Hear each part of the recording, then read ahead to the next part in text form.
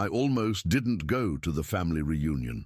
For 3 weeks, the invitation sat on my kitchen counter in Chicago, mocking me with its gold-embossed lettering and careful calligraphy.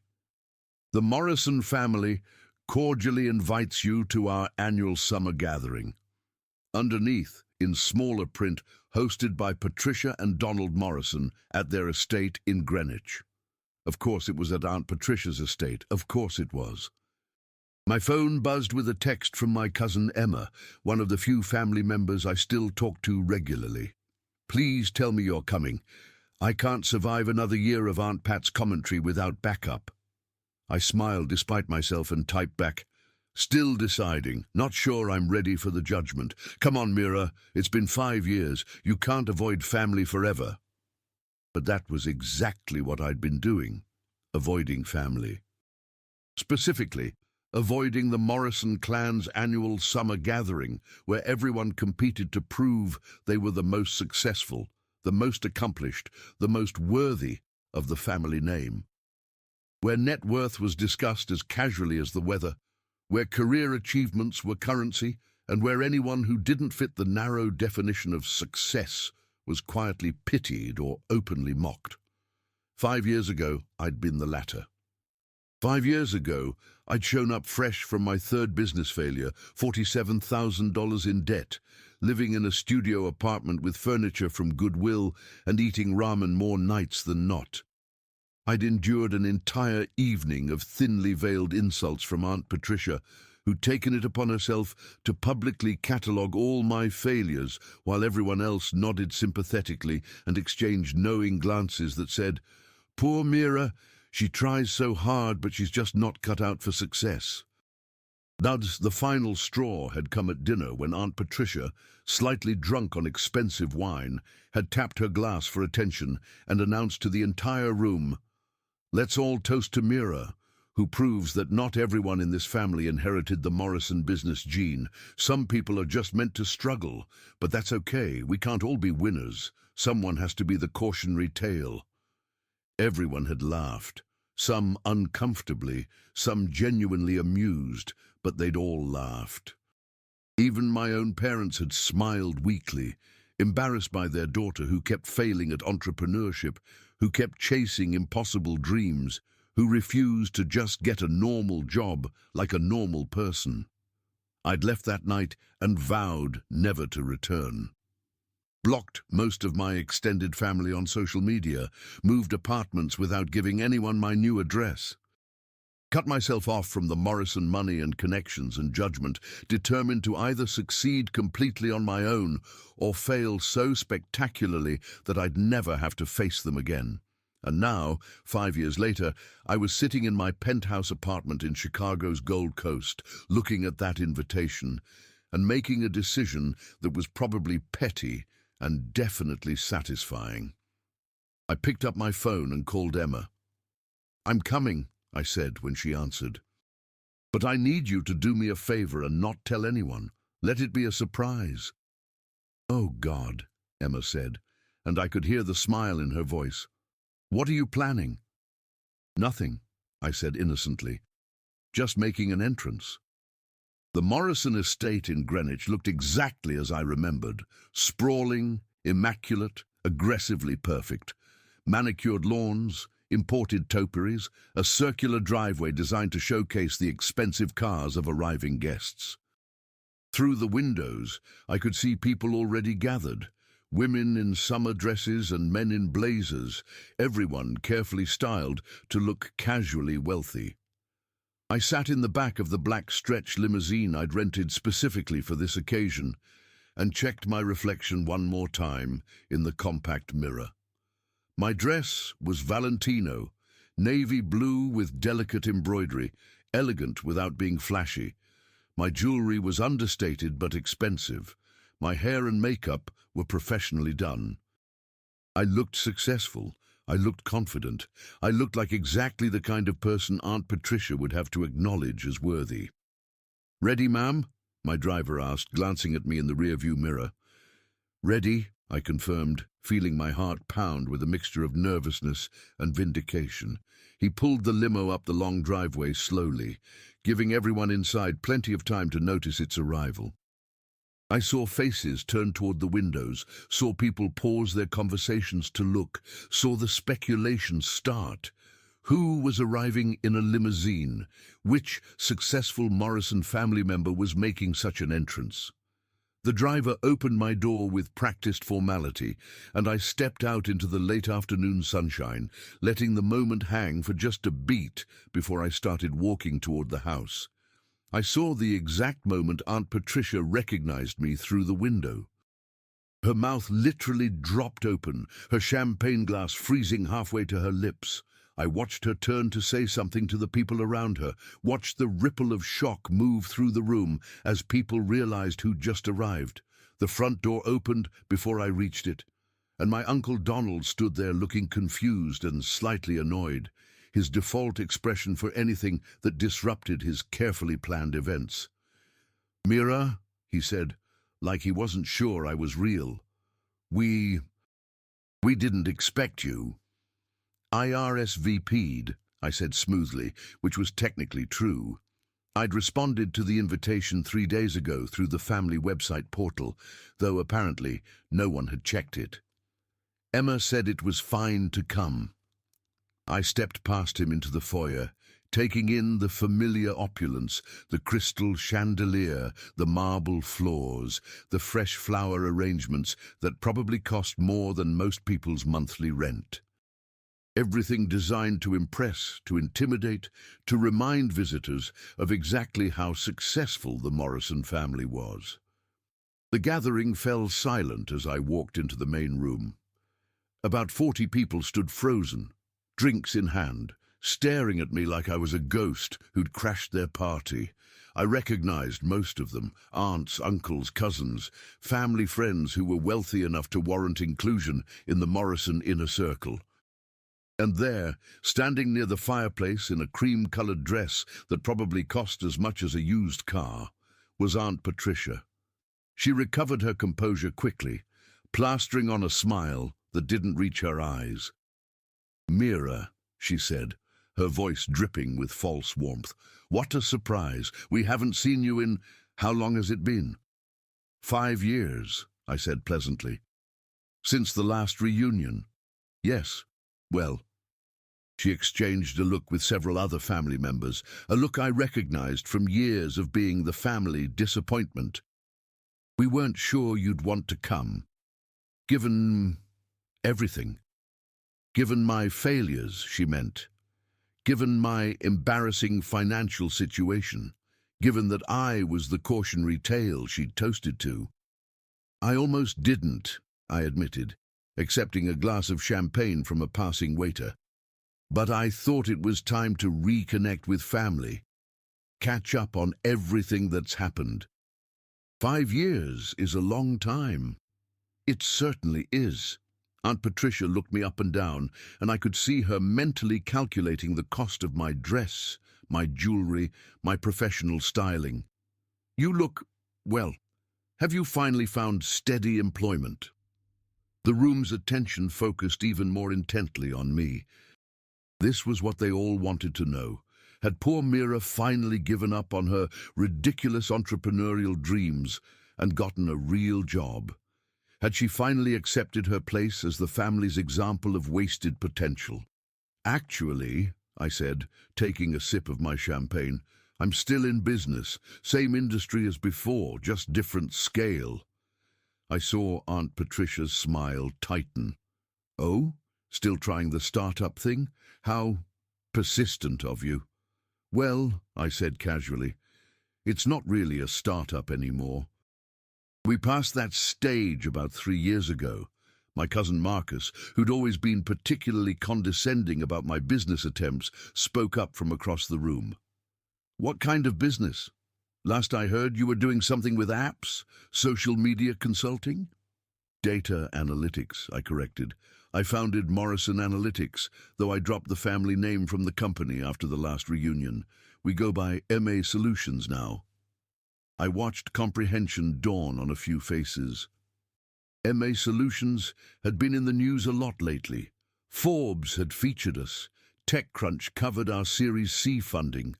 The Wall Street Journal had written about our innovative approach to predictive analytics for enterprise clients. "Wait," my Uncle James said slowly. "MA Solutions, that's you?" "That's me," I confirmed. "Founder and CEO." The silence was different now. Not shocked, but stunned. Calculating. I could see people pulling out their phones, probably Googling the company, checking the recent valuation. Aunt Patricia's face had gone pale. "But that company is... I read that it was valued at $800 million in our last funding round," I supplied helpfully. "We're projected to hit unicorn status. That's $1 billion valuation within the next 18 months. Though between you and me, I think we'll get there faster. Q3 numbers are looking very strong." I took another sip of champagne, enjoying the absolute silence in the room. "We have contracts with 12 Fortune 500 companies now. Google, Microsoft, Amazon, JP Morgan Chase. We're opening offices in London and Singapore next quarter. We're on track to do $200 million in revenue this year, and we just hired our 200th employee last week." Marcus had pulled out his phone and was clearly reading something, his face getting progressively more shocked. "It says here you're the youngest female CEO in the data analytics space, that you've been named one of Forbes' 30 under 30. That your company has a 97% client retention rate and has revolutionized predictive modeling for..." He trailed off, looking at me like he'd never seen me before. "Yes," I said simply. "That's what I've been doing for the past 5 years while I wasn't at family reunions." Aunt Patricia had recovered enough to speak, though her voice was strained. "Well, that's quite impressive, Mira, though I'm sure you had help, investors, advisors, people who believed in my vision when my own family didn't," I interrupted gently. "Yes, I had investors. I had mentors. I had a team of incredibly talented people who took a chance on someone with 3 failed businesses and massive debt because they saw potential in the technology I'd developed." I looked around the room at all the faces I'd once desperately wanted approval from, faces that had pitied me and mocked me and written me off. "What I didn't have," I continued, my voice harder now, "was family support. What I didn't have was anyone in this room believing I could succeed. What I didn't have was a single Morrison willing to invest in my company or make an introduction or even just say, 'I believe in you,' when I was struggling." Aunt Patricia's face flushed. "That's not fair. We were concerned. We were trying to protect you from more failure." "You were embarrassed by me," I said flatly. "You were embarrassed that someone with the Morrison name kept failing at business. You were afraid my failure would reflect badly on all of you and your perfect success stories. So you mocked me. You made me the cautionary tale. You toasted to my struggles like they were entertainment." The room was deadly silent now. Several people looked uncomfortable, ashamed, unable to meet my eyes. "I'll never forget what you said, Aunt Patricia." I looked directly at her. "You said some people are just meant to struggle, that I'd always be the cautionary tale, that not everyone inherited the Morrison business gene." "I was drunk," she said weakly. "I didn't mean..." "You meant every word," I interrupted. "And you know what? You were right about one thing. I am different from the rest of the Morrison family. Because every single person in this room inherited their success, inherited money, inherited connections, inherited businesses that were already established. Uncle Donald runs the company his father built. Marcus took over his mother's real estate empire. Even you, Aunt Patricia, married into wealth rather than creating it." I set down my champagne glass, letting the clink of crystal against marble punctuate my words. "I built my success from nothing. From $47,000 in debt and a studio apartment. From 3 failed businesses and a family that had written me off. From ramen dinners and sleepless nights and code I wrote myself because I couldn't afford to hire anyone. Every dollar my company makes, every client we land, every employee we hire, I earned that. Not inherited it, not married into it, earned it. My mother, who'd been standing quietly in the corner, finally spoke. "Mira, we're proud of you." "We always have been." "No, you weren't," I said, not unkindly but firmly. "You were embarrassed. You told me to give up, to get a real job, to stop chasing impossible dreams. You told me I was wasting my life, and when I stopped calling, stopped visiting, stopped begging for your approval, you were relieved. You were glad the family disappointment had removed herself." Mom's eyes filled with tears. "That's not true, isn't it?" I looked around the room. "How many of you tried to reach out to me in the past 5 years? How many of you called to see how I was doing? How many of you cared about me when you thought I was still struggling?" Silence. Emma raised her hand slightly, and I smiled at her. "Emma doesn't count. She's always been different." "We saw you'd blocked us on social media," Aunt Patricia said defensively. "We thought you wanted to be left alone." "I did," I admitted. "I wanted to be left alone, to either succeed or fail without an audience, without people making bets on how long until I gave up, without having to hear about how worried everyone was about poor Mira and her delusions of entrepreneurial success." I picked up my champagne glass again, raising it slightly. "So here's my toast, 5 years late. To all of you who counted me out, to all of you who thought I'd inherited the failure gene instead of the Morrison business gene. To all of you who made me feel small and incapable and destined to struggle forever, thank you, because you gave me something more valuable than money or connections or support. You gave me motivation. You gave me a burning desire to prove you all wrong. And I did." I drank the rest of my champagne in one long swallow, feeling the bubbles burn slightly going down. "Now," I said, setting the empty glass on a side table, "I should probably go. I have a conference call with our London office in 2 hours, and I need to prep for tomorrow's board meeting. We're finalizing the terms for our Series D funding. Should bring us another $150 million in capital."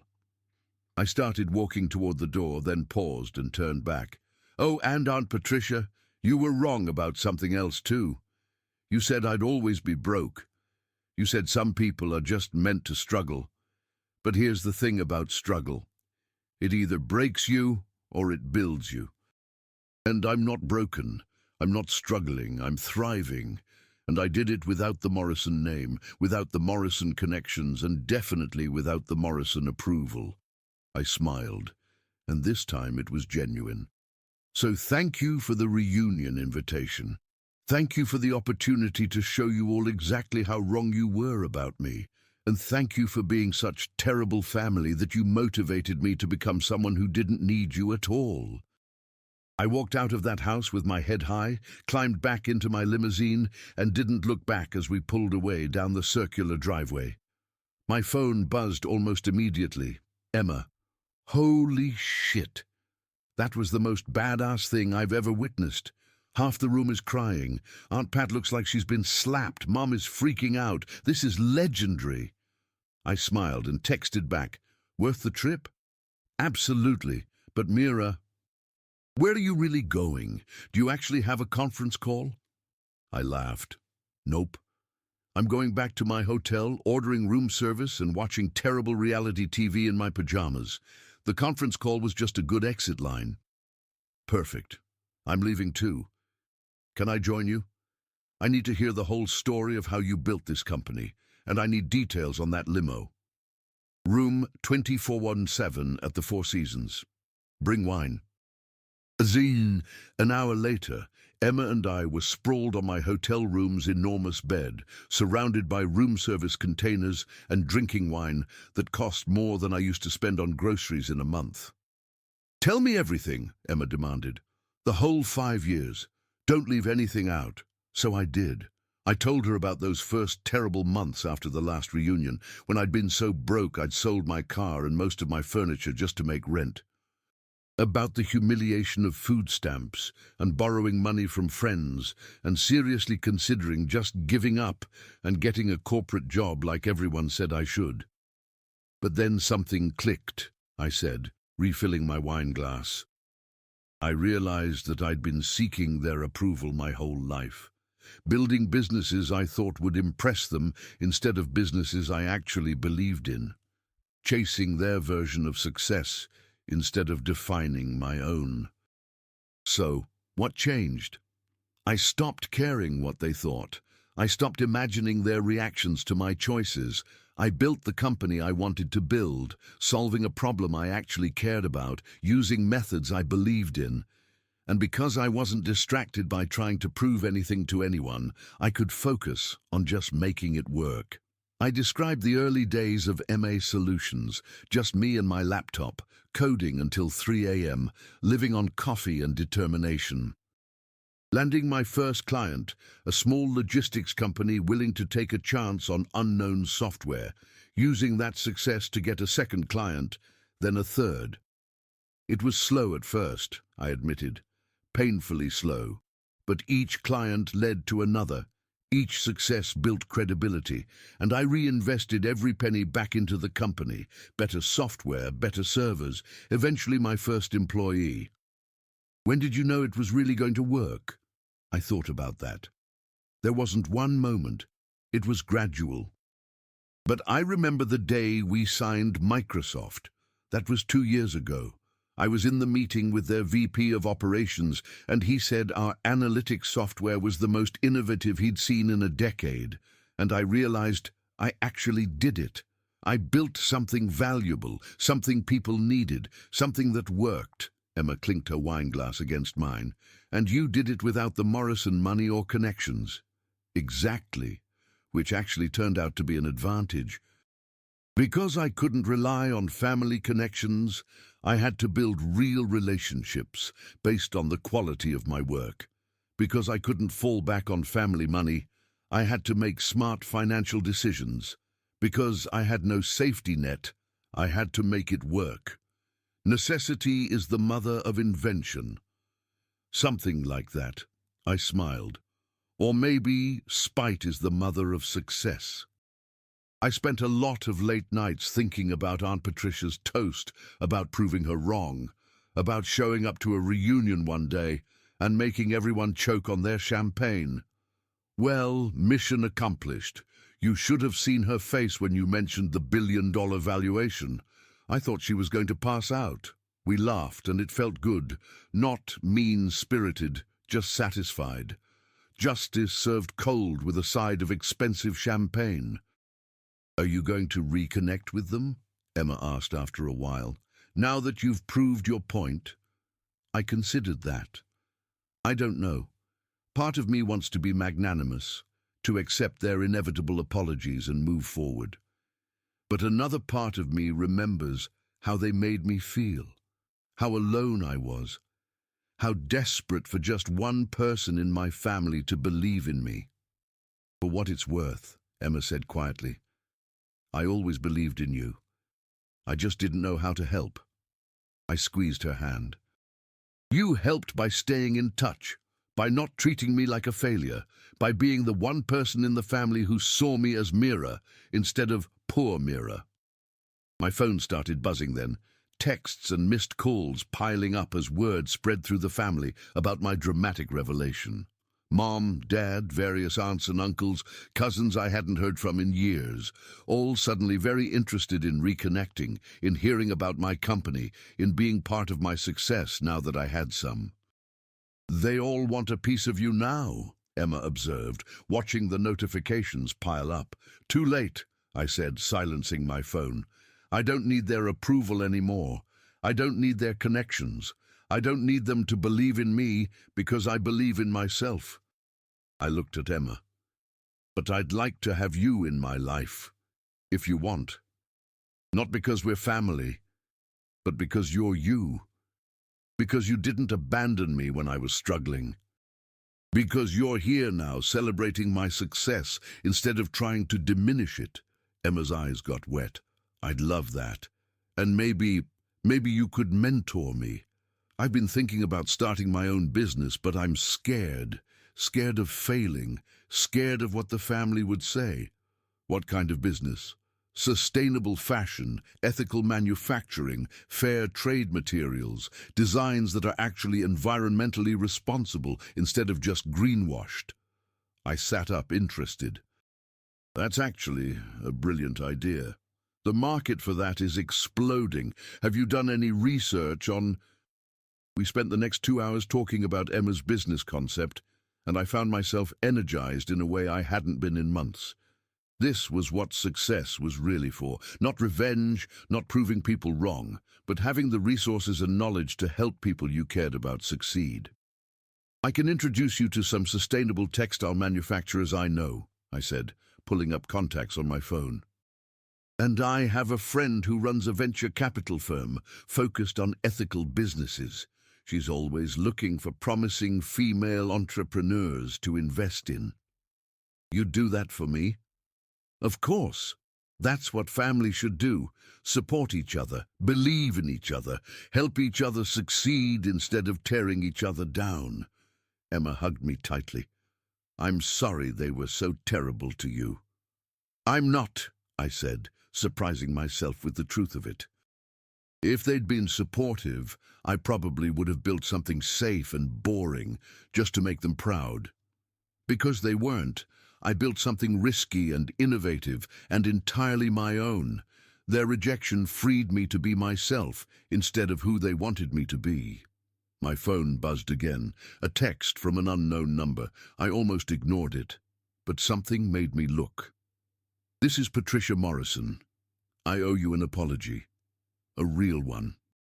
Not because you're successful now, but because I was cruel to you when you were struggling, because I made you feel worthless when you were actually incredibly brave. Would you be willing to meet for coffee tomorrow before you leave town? I understand if the answer is no, I wouldn't want to have coffee with me either. I stared at the text for a long moment. Who is it? Emma asked. Your mom. Apologizing. Asking to meet tomorrow. Are you going to? I thought about it, about that toast 5 years ago, about the years of judgment and condescension, about building my entire company, partially fueled by the desire to prove her wrong. And I thought about the person I'd become, about whether that person needed to hold on to old grudges or could afford to be gracious now that there was nothing left to prove. Yeah, I said finally. I think I am. Not because I need her apology, but because maybe she needs to give it. And because I'm tired of letting old hurts define my relationships, I texted back, tomorrow morning, 10 a.m., Four Seasons lobby. And Patricia, I'm not doing this to absolve you of guilt or make you feel better. I'm doing it because I'm curious to see if you're capable of real change. Don't waste my time with surface-level sorry. Her response came quickly. I won't. Thank you for the chance. Emma raised her wine glass. To new beginnings. To new beginnings, I agreed, clinking my glass against hers, and to building the kind of family we actually want, instead of just accepting the one we were born into. We drank to that, two cousins in a hotel room, planning Emma's sustainable fashion empire and laughing about the look on Aunt Patricia's face when my limo pulled up. And for the first time in 5 years, maybe longer, I felt like I was exactly where I was supposed to be. Not despite my family's rejection, but because of what I'd built in response to it. The next morning, I met Aunt Patricia in the hotel lobby exactly at 10 a.m. She looked smaller than I remembered, older, wearing yoga pants and minimal makeup instead of her usual carefully curated outfit. She looked, I realized, human. Thank you for meeting me, she said, gesturing to a quiet corner with 2 armchairs. I wasn't sure you would. I almost didn't, I admitted, sitting down, but I'm trying to be better than my anger wants me to be. We ordered coffee. She remembered I took mine black, which surprised me, and sat in awkward silence for a moment before she spoke. "I've been thinking about what you said yesterday, about how we all inherited our success. And you're right. I married Donald because he was from the right family, had the right money, could give me the right life. I've never built anything myself. I've never taken a real risk. I've never had to." She wrapped her hands around her coffee cup, not drinking, just holding it like it could anchor her. "And I think that's why I was so cruel to you. Because you were doing something I never had the courage to do. You were building something from nothing. You were taking real risks. You were failing and getting back up and trying again, and I couldn't stand it because it made me feel small. So you decided to make me feel smaller." "Yes." She met my eyes, and I saw real shame there. "I decided that if I could convince you, and everyone else, that you were failing because you lacked talent, then I wouldn't have to admit that I'd never tried because I lacked courage. Your failure made my lack of ambition look wise. Your struggle made my safety look smart. It was the most honest thing I'd ever heard Aunt Patricia say. But you didn't fail," she continued. "You succeeded spectacularly. And yesterday, watching you walk into my house in your beautiful dress, with your limousine and your billion-dollar company, I felt proud. And I felt devastated, because I realized I could have been part of that journey. I could have been the aunt who believed in you, who invested in your first company, who told everyone at the reunion how brilliant my niece was. But I chose cruelty instead." She finally took a sip of her coffee, her hands shaking slightly. "I can't undo what I said. I can't give you back those 5 years when you needed family and didn't have us. But I can tell you that I was wrong. Completely, totally wrong. About you, about success, about what matters. And I'm sorry." I sat with her apology for a moment, feeling its weight, testing its sincerity, and I realized I believed her, not because I needed to, but because it was true. "Thank you," I said finally. "That means more than you probably realize." "Does it mean enough for you to come back?" she asked hopefully. "To family gatherings? To be part of the Morrisons again?" I thought about that carefully before answering. "I don't know yet.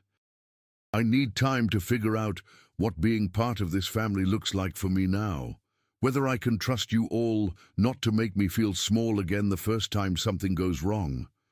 Whether you can love me when I'm not successful instead of just when I am." Patricia nodded slowly. "That's fair. More than fair. We need to earn your trust back." "You do," I agreed, "but I appreciate this, the apology, the honesty, the acknowledgement that you were wrong. That's a start." We talked for another hour, about my company, about her life, about the family dynamics that had made everyone so competitive and status conscious. And slowly, carefully, we started building something that might eventually become a real relationship instead of just a biological connection. As I left the hotel to catch my flight back to Chicago, I realized that I'd come to the reunion expecting vindication and gotten something more valuable. Closure. The revenge had been sweet, yes. Watching Aunt Patricia's face when I mentioned my company's valuation had been deeply satisfying. But the real victory wasn't proving them wrong. The real victory was becoming someone who didn't need them to be right about me, who could walk away from their approval because I had my own, who could be gracious in success because I'd been forged in the fire of failure. I'd come to that reunion 5 years ago as poor Mira, the family disappointment, desperately seeking validation. I'd left as someone who knew her worth, regardless of whether anyone else could see it. And I'd come back as Mira Chen, CEO of MA Solutions, not to rub their faces in my success, but to show myself and them that the cautionary tale had become the success story. That some people aren't meant to struggle forever. They're meant to struggle just long enough to become stronger than those who never had to try. And that sometimes the best revenge isn't proving people wrong, It's becoming so successful that their opinion of you simply stops mattering at all. The limo pulled up, I climbed in, and as we drove away from Greenwich toward the airport, I didn't look back, not because I was angry, but because I was free. Free to be successful, free to fail, free to define my own worth, free to be exactly who I was meant to be all along.